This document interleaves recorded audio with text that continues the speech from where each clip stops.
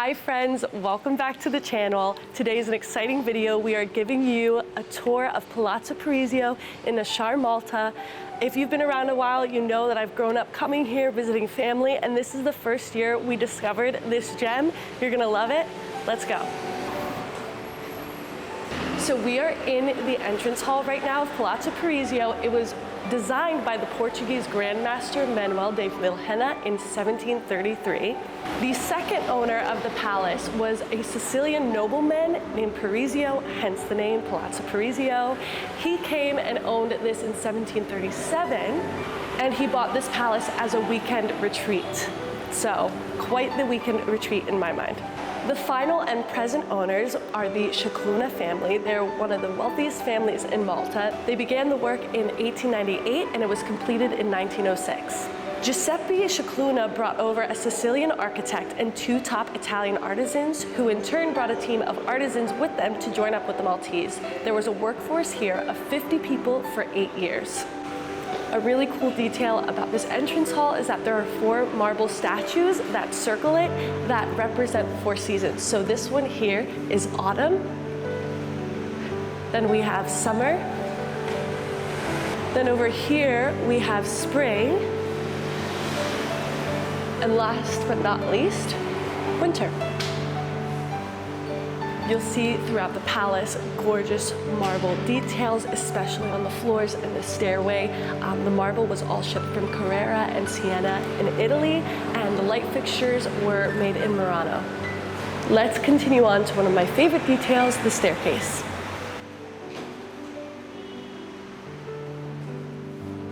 Okay, so here is the stairwell. I love the shell detail up here. There's a little scene in here of Christ's birth and a beautiful gilt mirror. I cannot believe the craftsmanship in this staircase. Follow me to see the longest piece of marble that is in Malta, like the longest solid piece of marble. There's a funny story with this piece of marble, and that is that it took 3 times to get it here. The first time it was shipwrecked between Italy and Malta. The second time it broke in half as it dropped when they were trying to bring it in. And the third time they had to call in British artillery and needed the help of 40 mules to bring it in. But here it is, and I think it was worth all the trouble. Something I really appreciate about European architecture, specifically Italian, is that they do not neglect ceilings. You will see hand-painted murals on the ceilings. It's insane to me that they did this hundreds of years ago, and just the attention to detail is impeccable. So here we are in the piano noble room. You'll notice the beautiful marble floors. They were inspired by a floor in the Vatican. You'll notice the 3 paintings above the doors. The first one symbolizes when Napoleon was here in the 1800s. The second one is when Apostle Paul was shipwrecked on Malta. The third painting is of the famous Great Siege of 1565 when the Turks invaded Malta. The large center painting depicts the history of Malta in chronological order, with Britannia pointing to the Scicluna steamships. Fun fact, this door is not a real door. It's actually stone and was painted to look real to make the palace symmetrical. Now you can follow me out onto the terrace.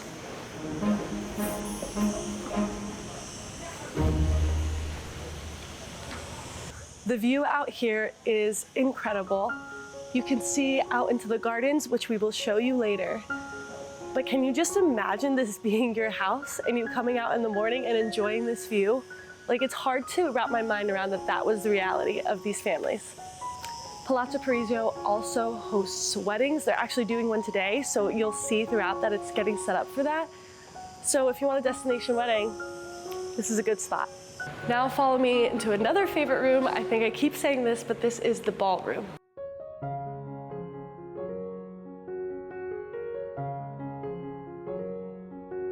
It's hard to believe, but both the chandeliers in here are solid bronze. They're massive. I'm not sure if you can really grasp the scope of how big these are, but I cannot imagine, like, how did they even put them up? It's just mind-blowing to me. The gold leaf details throughout the palace are 24 carats. I mean, this room is so insanely ornate, but it just works. Sometimes I think that places are way too gaudy, way too ornate, but this room just is so beautiful to me. As I was saying before, they host weddings here. There's a wedding here today, and this is where they do the ceremony. So all the members of the family will sit here, and then up here is where the couple will sign their papers and actually officially get married. Can you imagine getting married here? And here's a balcony that overlooks the church. It's so funny because you would not suspect that there would be this palace on this street. On the outside, you don't even notice it, and then you come in and it's just like a world of beauty. Now we're gonna go to the red room, which is right through here. A really amazing detail about this room is that the walls are not damask and they're not wallpaper, they are hand painted, which if you look closely, it's really insane. The oil paintings in here are incredible. You'll see the gold leaf frames. I mean, if you follow us on Instagram, you know that we love antique oil paintings, and these ones are really special. I can imagine what getting it in here was like and how much it actually weighs. Love this marble fireplace.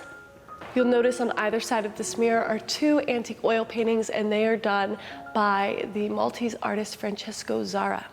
Now we're gonna pass through the dining room into the bedroom.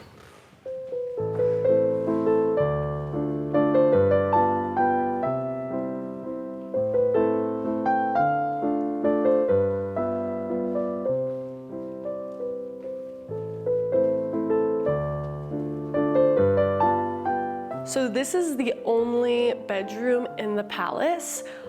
They do have, through these doors, another room for their first child, but this is the only bedroom in the palace. You'll see again, the walls are hand painted and the ceilings have stucco detail. You'll see this beautiful fringe outlining the ceiling.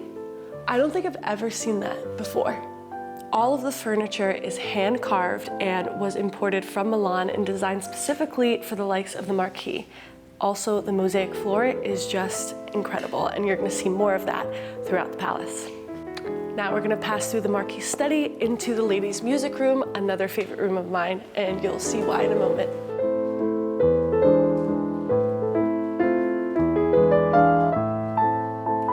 Here we are in the ladies' music room. You'll notice that every piece of furniture in this room has a symbol of a musical instrument on it, and so do the four corners of the ceiling. I've never heard of a music room. Here you'll see a beautiful Baroque Carrara marble fireplace, and above it this gorgeous beveled mirror. So much gilt furniture and decor in this room specifically. But my favorite detail of all in this room is the mosaic floor. I cannot imagine hand cutting and laying all of these tiny tiles. We've laid tile before, but not like this. I cannot imagine how long it took. And what's special about this tile is that it has the 8-pointed Maltese cross throughout, which I love. So the music room actually leads back into the ballroom. I'm gonna do this really cool trick. I'm gonna snap my fingers and then we're gonna appear in the gardens. Are you ready? Wait, that didn't work. Ta-da! All right, follow me in. You're in for a treat.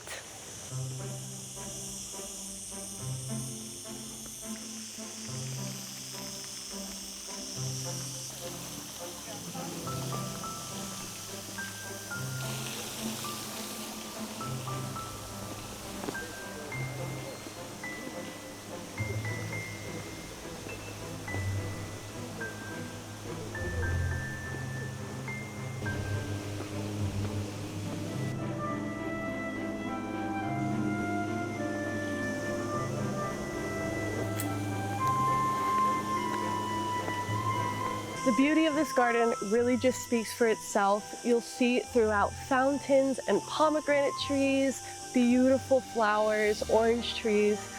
It's just truly so refreshing, the smells, the sounds.